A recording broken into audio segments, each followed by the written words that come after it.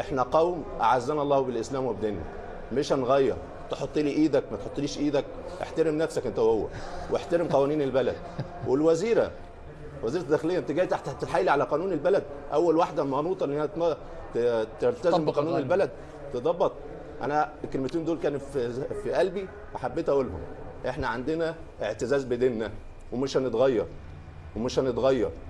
قطر نقلتنا من حته دايما كنا مستضعفين فيها، دلوقتي انتوا اللي بتعترضوا علينا. فوده زي ما بيقول ابن خلدون، المغلوب مولع بتقليد الغالب. احنا كنا فتره من الفترات بنقلدكم، دلوقتي لا. الجيل الصغير وللاباء والامهات خلي بالكم من ولادكم، خلي بالكم من اجيالكم، خلي بالكم من ولادكم، خلي بالكم من اجيالكم. احنا طالما اعتزلنا بالاسلام وعاداتنا وتقاليدنا هنبقى فوق، هم اللي لازم يبقوا تحت. احنا بشر زيكم، ما تجيش تعلمني في بلدي او قوانين بلدي، احترم نفسك انت وهو.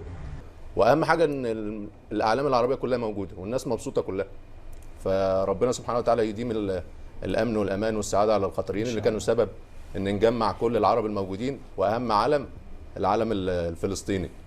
كانوا يقولوا كاس عالم هيبقى حصان طروادة لدخول التطبيع ودخول امور اخرى.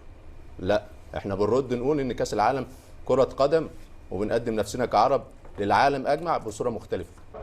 وكلمة للألمان، مش هتعلمونا ازاي نمشي قوانيننا ولا بلادنا. احنا عندنا اعتزاز بديننا، مش هنتغير. وبلاش نظرة الاستعلاء ونظرة العنصرية بالنسبة لنا. احنا قوم اعزنا الله بالاسلام وبديننا، مش هنغير. تحط لي ايدك ما تحطليش ايدك، احترم نفسك انت وهو، واحترم قوانين البلد. والوزيره وزيره الداخليه انت جاي تحت تتحايلي على قانون البلد، اول واحده منوطه ان هي تلتزم بقانون البلد تضبط. انا الكلمتين دول كانوا في قلبي فحبيت اقولهم. احنا عندنا اعتزاز بديننا ومش هنتغير ومش هنتغير. قطر نقلتنا من حته دايما كنا مستضعفين فيها، دلوقتي انتوا اللي بتعترضوا علينا. فوده زي ما بيقول ابن خلدون، المغلوب مولع بتقليد الغالب.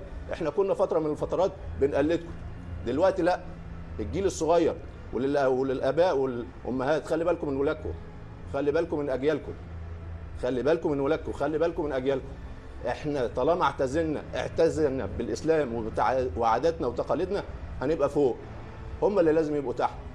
احنا بشر زيكم، ما تجيش تعلمني في بلدي او قوانين بلدي، احترم نفسك انت وهو.